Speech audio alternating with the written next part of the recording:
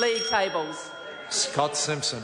Mr Speaker, what a pleasure, what an honour, what a terrific thing it is to be able to stand here today in this general debate as part of the John Key government that is getting on with the job for New Zealand and for New Zealanders.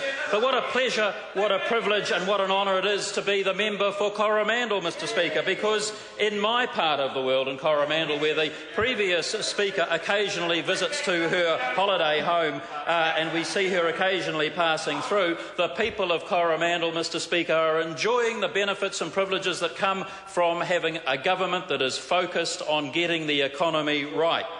And it's been a wet, damp, miserable winter in parts of Coromandel. In fact, there's been an awful lot of rain about. But the businesses and the farmers of Coromandel, Mr Speaker, are getting ready for spring, and they are getting ready for a prosperous and bright summer. And part of that will be to make the most of the new wonderful Hauraki cycle rail trail.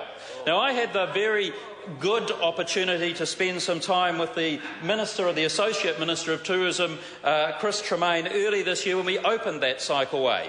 And it runs from Kopu through to Waikino and on to Waihi and then down through to Paeroa and Te Aroha. And as I left Thames earlier this week, I could see that the concrete was being poured on the way into Thames Township. And what a great thing that will be, because it brings jobs and opportunity to a part of the world that does need jobs and opportunity.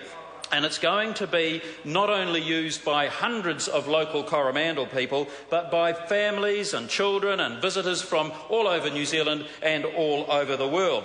You know, I do know that the projections are that there will be something like 52,000 people a year using that cycleway. And already, without having had the first summer, usage is twice what was expected.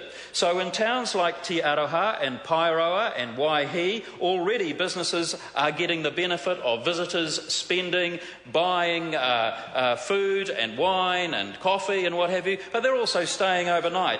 And it's just a terrific opportunity, because in Otago, where the cycleway has of course been going for a lot longer, they have something like 20,000 people a year, 20,000, and it's worth $7 million a year. So if we have 52,000, imagine what that's worth to the people of Coromandel. You know, the local shopkeepers and cafe owners are already saying that business is up, business is booming, and that people are buying their coffins, muffins and what have you.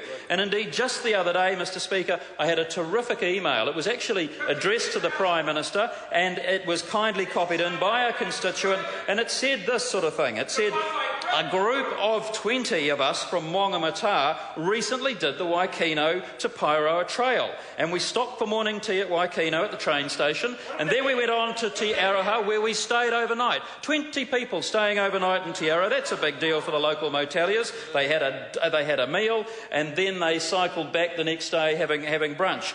And he says in his email, later this year, a group of us are also planning to ride the Timber Trail. So people are getting out and around and about and doing this stuff on the National Cycleway. It's a great thing. And also, Mr Speaker, there is other innovation. I want to just wind up by saying that Dr Simon MacDonald at Triadent in Katikati runs a terrific business, employing 80 people. This is a business that's only 8 years old, exporting $20 million a year.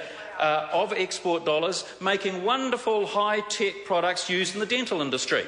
Little things. If you ever had any crown work done on your teeth, people would know about how expensive that is. I held in my hand, when I visited his factory just a week or two ago, 2,000 units in a small little box. 2,000 of them, something like $200,000 worth of export dollars in my hand, and not a single 40-foot container in sight, Mr Speaker, not a single 40-foot container. Now that's smart, innovative thinking, that's smart, innovative manufacturing going on in Katikati in the Coromandel electorate as we speak. And a business that is niche, that is taking its product to the world, that can compete against international competitors because they are smart, innovative and very talented. And what does 80 jobs mean to a town like Katikati? Well, that means opportunity, it means school rolls go up, it means the businesses are thriving, it means the cafes and restaurants are doing well, and those, sir, are just a couple of the wonderful, tangible examples of what's happening under a John Key National Party government that I commend to this House. Dr. Russell Norman. Thank you, Mr. Speaker. Mr. Speaker, New Zealand has faced some major